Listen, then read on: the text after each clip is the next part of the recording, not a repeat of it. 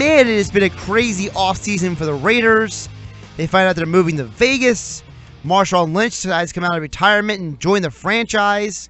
They signed Jared Cook in the offseason. They've had a lot, and then, of course, they drafted Gary and Conley. He fell all the way down to them due to the off-the-field accusations. So it's been a crazy offseason for the Raiders, and yet they're probably still the best team in the AFC West. Vic Tafur has been covering the Raiders for about 12 years, works for the San Francisco Chronicle. Vic, how you doing today? Doing good. How you doing? Good. Talk about what it has been like around Oakland with this franchise, with the news them moving to Las Vegas, and then them getting Marshawn Lynch, and then all the moves they made in the offseason to make this team even better than it was last year. What is the environment in the Bay Area about the Oakland Raiders? Well, I think there's still a little bitterness about them leaving. I think people are still a little shell-shocked by that, but obviously the Marshawn news kind of helped soothe that a little bit. I think people are excited about this team's obviously record last year, making the playoffs. I think they're going to be better this year. So I think they're hoping the motto is win now. Like the fans hope they win something big before they leave. Marshawn Lynch coming in this offseason, he now is one of the highest-selling jerseys in the NFL, his Raiders jersey. It was one of those things where it was rumored about, it was talked about, and now it has happened, and it seems like it has just taken that area by storm.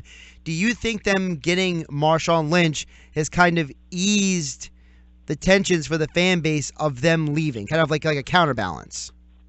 I do, because Marshawn himself came out and said that the reason he came back was because they were leaving. He's an Oakland guy. He's from Oakland, grew up here. He's very active in the community. So when the Raiders announced they were leaving town, he decided they wanted to play for them and play for the fans here. So he's kind of playing for the city more than just for himself. I think it's kind of a cool thing. And he himself said that the talent around him is cool, but it's not why he came back. He came back because he's from Oakland. He wants kids here to see the team and their idols play before the team leaves.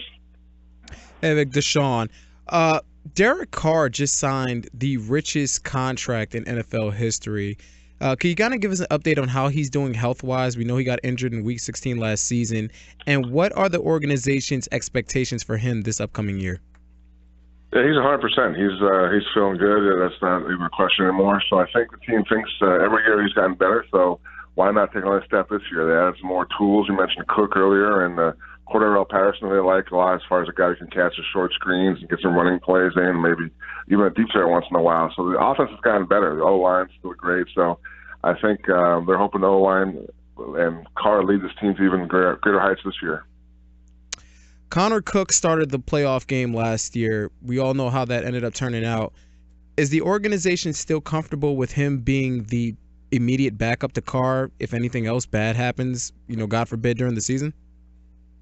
Not quite. They feel Connor took some steps last year. They like, he's obviously got a good skill set, got a nice arm, he's a smart kid. But they also brought in E.J. Manuel, who's kind of a reclamation project. He and Todd Downing have some history together, the new OC. So I think there's going to be a little battle in camp between Manuel and Cook, and whoever wins that will back up Carr. And obviously not a great situation. It's not ideal, but Downing is comfortable enough with those two guys. He thinks that whoever wins can be a decent backup. Talking with Vic Tafur, he covers the Raiders for the San Francisco Chronicle. Vic, sticking on the offensive side of the ball, we saw Amari Cooper. He's just to see him getting better from year one to year two. We saw Crabtree come on the scene. Talk about the value of bringing a guy like Jared Cook, because it seems like now you're just adding another weapon that's not just going to help Carr, but also take away some of the over-the-top coverage on Crabtree and Cooper. Yeah, you see around the league, the tight ends have a nice role. I think the Raiders haven't really had that in the last few years. They wish that Clive Walford would be that guy, but he really hasn't turned the corner. So Cook's a guy who can stretch the field down the middle. He actually, I think he's a better blocker than he's shown. So I think another nice piece of the offense. I think Carr has to show he can throw the tight end. He hasn't really relied on the tight end too much because he has other weapons he relies on. But I think he's a smart kid. They've gone over film together, and they're both excited about what the role Cook will have in this offense. Defensively, the Raiders allowed 385 points per game, which seems like a lot for a team with all the talent that they have, and part of that had to do with the cornerbacks last year. Do you think they did enough to improve the cornerback position?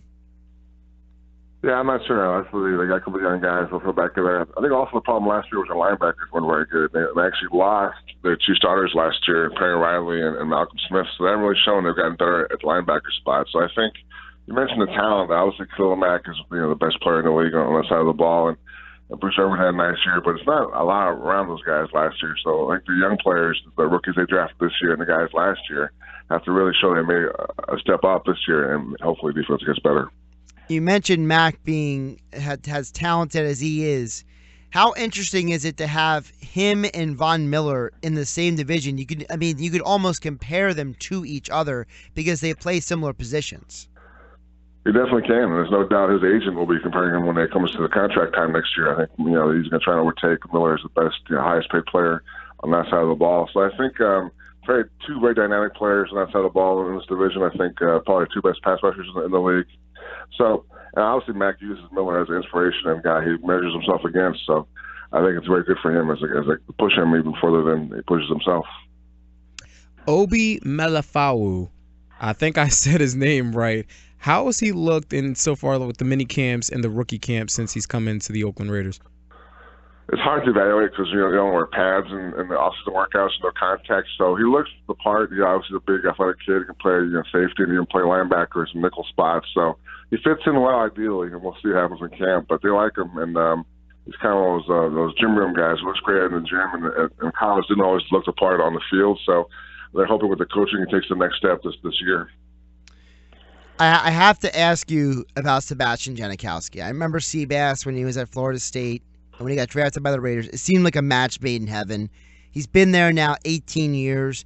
How many more years do you think he'll be kicking for the Raiders? Because it seems like he hasn't really lost a bit as much as other kickers have at his age, but you could definitely see, for lack of a better term, there's some zip off the fastball.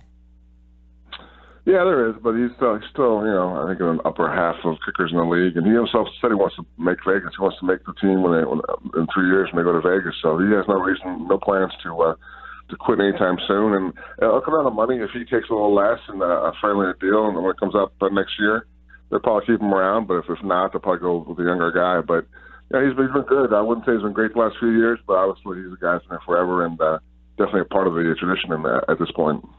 He's listed at 258, but is he really 258, Vic? Yeah, he's a big dude, and he actually done a good job of keeping in shape the last few years. He less time on the golf course, more time in the weight room, but he's definitely a solid guy. He's been kind of a specimen since high school, so I think he fits in well on this team as far as big guys coming off the bus.